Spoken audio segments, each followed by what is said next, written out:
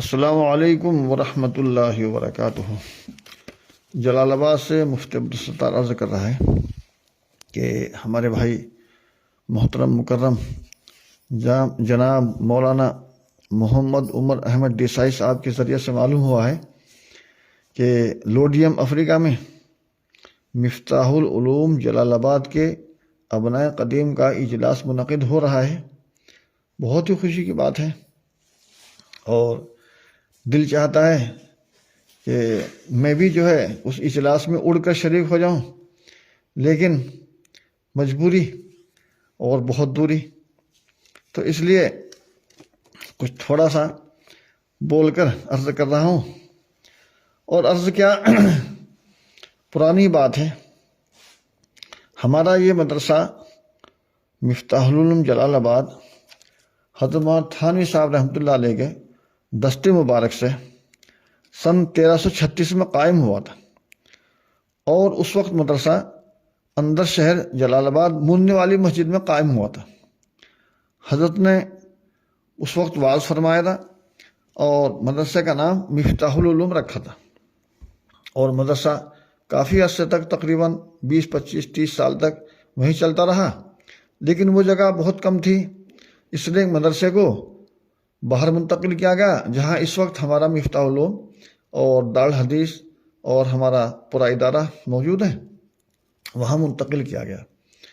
اور اس ادارے کے مفتاح العلوم جلال آباد کے سب سے پہلے محتم حضرت مولانا تھانوی صاحب رحمۃ اللہ علیہ نے اپنے بھانجے مولانا ظفر صاحب تھانوی رحمۃ اللہ علیہ کے بیٹے مولانا محمد عمر کو بھیجا تھا۔ حضرت مولانا محمد عمر صاحب مولانا تھانوی صاحب کے بیٹے کافی عرصے تک یہاں رہے، لیکن یہ جگہ تو آپ کو معلوم ہے کہ بنجر جگہ تھی، وادی غیر ذی زرع، ان کا یہاں جی نہیں لگا، وہ چلے گئے۔ اس کے بعد حضرت مولانا تھانوی صاحب رحمۃ اللہ علیہ نے مولانا حمید حسن صاحب، جو حضرت مولانا عبداللطیف صاحب ناظم مدرسہ مظاہر سہارنپور کے بھائی تھے یا بھتیجے تھے، اور وہ پرقاضی کے رہنے والے تھے، ضلع مظفر نگر میں پرقاضی ہیں، وہاں کے رہنے والے تھے، ان کو بھیجا۔ وہ بھی یہاں چند سال رہے، لیکن یہ تو وادی غیر ذی زرع، بالکل یہاں تو روکھا سوکھا ماحول ہے، وہ بھی بیچارے چلے گئے تنگ آ کر، تو مدرسہ خالی رہ گیا۔ اور ہمارے مفتاح العلوم میں اس وقت ایک حافظ صاحب تھانہ بھون کے، جن کا نام تھا حافظ بن فیض صاحب تھانوی، وہ پڑھاتے تھے۔ انہوں نے حضرت مولانا تھانوی صاحب رحمۃ اللہ علیہ سے عرض کیا کہ حضرت مدرسے میں کوئی عالم مولانا مولوی صاحب عنایت فرما دیں تاکہ مدرسہ آگے بڑھے، اور وہاں ضرورت پڑتی رہتی ہے عالم کی۔ تو حضرت مولانا تھانوی صاحب رحمۃ اللہ علیہ نے مولانا کو، ہمارے حضرت مولانا تھانوی صاحب رحمۃ اللہ علیہ نے ہمارے حضرت مسیح اللہ صاحب کو یہاں بھیجا۔ حضرت مولانا تھانوی صاحب رحمۃ اللہ علیہ حضرت پہ بڑی شفقت فرماتے تھے، اور ہمارے حضرت مسیح اللہ یہاں جلال آباد میں سن 1357 میں تشریف لائے، اور فرمایا کرتے تھے کہ اس وقت بھائی جان 1 مہینے کے گود میں تھے، دودھ پیتے تھے۔ بہرحال یہ کہ ہمارے حضرت یہاں رہے، اور اس وقت محنت کرتے رہے اور کام کرتے رہے، تو اس لیے حضرت مولانا تھانوی صاحب رحمۃ اللہ علیہ کی سرپرستی میں یہ مدرسہ چلتا رہا، اور حضرت تھانوی رحمۃ اللہ علیہ نے اپنے دست مبارک سے مدرسے کا سنگ بنیاد رکھا، اور مدرسے کو مفتاح العلوم کے نام سے موسوم کیا۔ بحمد اللہ تعالی مدرسہ ھذا درس نظامی از میزان تا دور حدیث شریف اور افتاء کی مکمل و معیاری تعلیم کے ساتھ فارسی، قرآن پاک، حفظ و نازلہ، تجوید، قرات اور مختصر مروجہ عصری تعلیم، ہندی حساب کی تعلیم بحسن خوبی انجام دی جا رہی ہے۔ چنانچہ حضرت مولانا تھانوی صاحب رحمۃ اللہ علیہ نے مفتاح العلوم کی تعلیم و تربیت اور حسن انتظام پر اظہار مسرت فرمایا۔ چنانچہ حضرت نے ایک تحریر لکھی معانے کے طور پر، وہ بھی میں پڑھ لوں۔ بعد بسم اللہ والحمد للہ والصلاۃ علی رسول اللہ صلی اللہ علیہ وسلم۔ احقر اشرف علی وفین سلخ ذی قادہ یعنی ذیقعدہ کا سب سے پچھلا دن، یا غرہ ذی الحجہ یا ذی الحجہ کی سب سے پہلی تاریخ یعنی یکم ذی الحجہ، سن 1359 کو بتقریب جلسہ تقسیم انعامی طلبہ مدرسہ مفتاح العلوم جلال آباد میں حاضر ہوا۔ اجمالی رویت اور ثقات اہل مشاہدہ کی تفصیلی روایت سے، اور یہ ثقات سے مراد ہیں حضرت مولانا شاہ عبد الغنی صاحب پھول پوری، جو حضرت مولانا تھانوی صاحب رحمۃ اللہ علیہ کے خلیفہ تھے اور پھر پاکستان چلے گئے تھے۔ تو حضرت مولانا شاہ عبد الغنی صاحب پھول پوری رحمۃ اللہ علیہ وہ یہاں تشریف لائے، اور انہوں نے بھی مدرسہ دیکھا، اور انہوں نے بھی بچوں کا امتحان لیا۔ وہ لاٹھی چلانے کے سنا بہت ماہر تھے، اور حضرت لاٹھی چلانے کے ماہر تھے ہمارے مسیح اللہ۔ تو حضرت نے طلبہ کو سکھائی ہوئی تھی، تو حضرت مولانا عبد الغنی صاحب پھول پوری رحمۃ اللہ علیہ نے طلبہ کی لاٹھی چلانا بھی دیکھا تو بہت خوش ہوئے، اور حضرت مولانا تھانوی صاحب رحمۃ اللہ کی جا کر بتایا کہ وہاں دونوں قسم کی تعلیم ہوتی ہے ماشاءاللہ۔ تو ثقات اہل مشاہدہ کی تفصیلی روایت سے جو حالات معلوم ہوئے تو فرمایا کہ وہ بہت امید افزا اور دل خوش کن ہے، اور فرماتے ہیں کہ ایک حالت کے متعلق غلبہ جوش مسرت میں زبان عرضی کیے بغیر نہ رہ سکا، اور وہ حالت ہے حضرات ذمہ داران تعلیم کا باہمی اتفاق۔ اللہ تعالیٰ سے مدرسے کی بقا و ترقی اور نافیت کی، اور اہل خیر اہل ہمت سے مدرسے کی کافی امداد اور اعانت کی سفارش کرتا ہوں۔ والسلام از تھانہ بھون۔ یہ حضرت مولانا تھانوی صاحب رحمۃ اللہ علیہ کا جو ملفوظ تھا اور تحریر تھی۔ الحمدللہ مدرسہ مفتاح العلوم تاحال اپنے اسلاف و اکابر کے نقش قدم پر تعلیمی و تربیتی خدمات انجام دے رہا ہے۔ اس وقت بھی مدرسہ ہذا میں ہندوستان کے کافی طلبہ موجود ہیں، اگرچہ لاک ڈاؤن کی وجہ سے طلبہ کی تعداد اور آمد کم ہو گئی ہے، لیکن پھر بھی الحمدللہ چل رہا ہے۔ تو جن کے قیام و طعام، لحاف، بجلی، پنکھے، پانی وغیرہ اور کتب درسیہ کا بلا کسی فیس کے انتظام کیا جاتا ہے اور مہیا کی جاتی ہیں۔ یہ تمام مصارف آپ مخلص حضرات کے تعاون سے مہیا کیے جاتے ہیں۔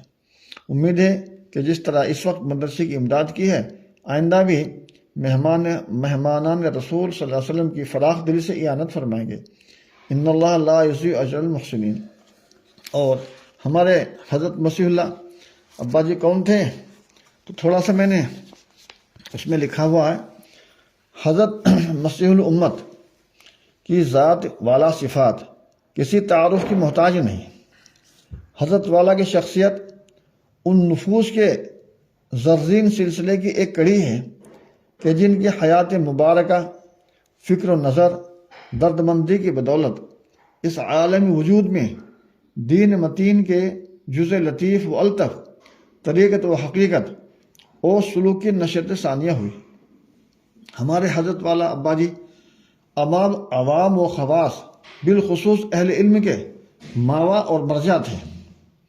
ہندوستان اور بیرون ہند، برطانیہ، افریقہ، فرانس، کینیڈا، پناما، امریکہ، پاکستان، افغانستان، بنگلہ دیش، برما، ملیشیا، انڈونیشیا اور دیگر ممالک کے ہزارہا نفوس نے ابا جی کے فیض و برکات سے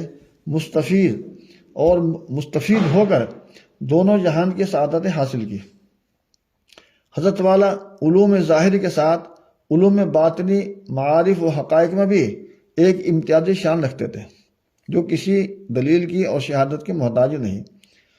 چنانچہ شب و روز عوام و خواص، خصوص طالبین اصلاح، افادات مجلس کے ساتھ حضرت والا کی 1 درجن سے زائد علمی اور اصلاحی کتب جو تالیف کی گئی ہیں اور امت ان سے مستفید ہو رہی ہے۔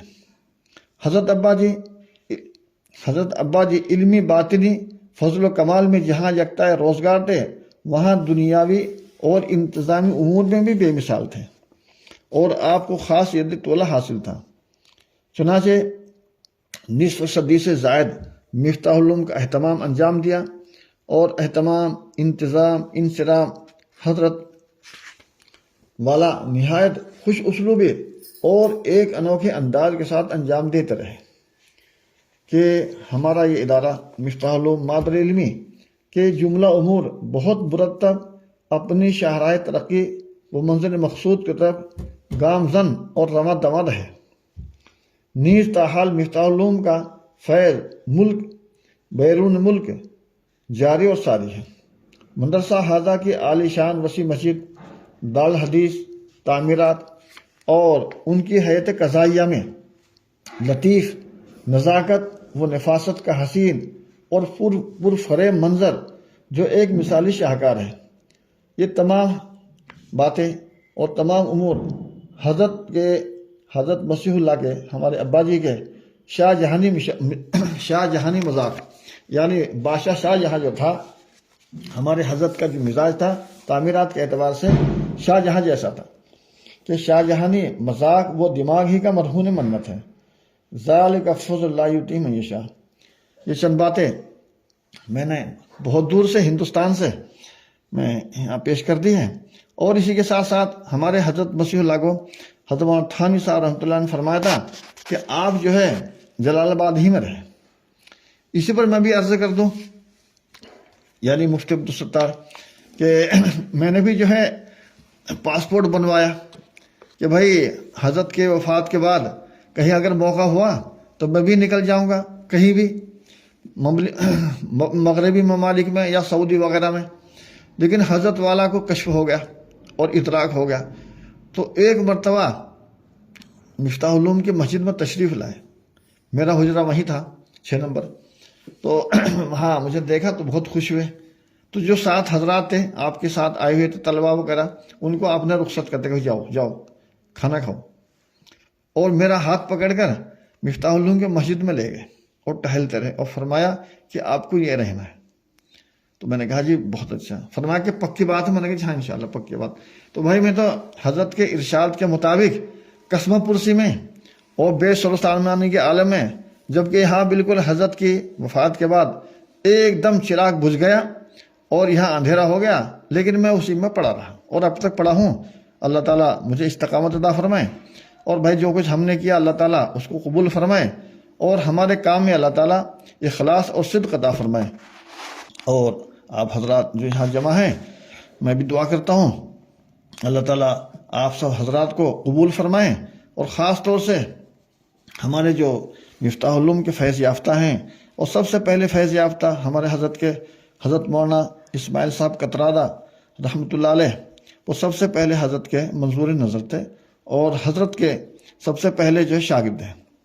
حضرت والا نے ان پر بڑی شفقت فرمائی اور خاص نظر رکھی، اور میں نے جو ایک چھوٹی سی کتاب لکھی تھی مولانا اسماعیل صاحب نے، اس میں کچھ بتایا تھا، وہ کس وقت انشاءاللہ پڑھ کے سنا دوں گا۔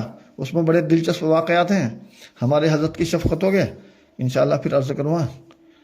السلام علیکم ورحمۃ اللہ وبرکاتہ، وآخر دعوانا الحمدللہ رب العالمین۔ جلال آباد سے مفتی عبدالستار کا عرض ہے۔ السلام علیکم۔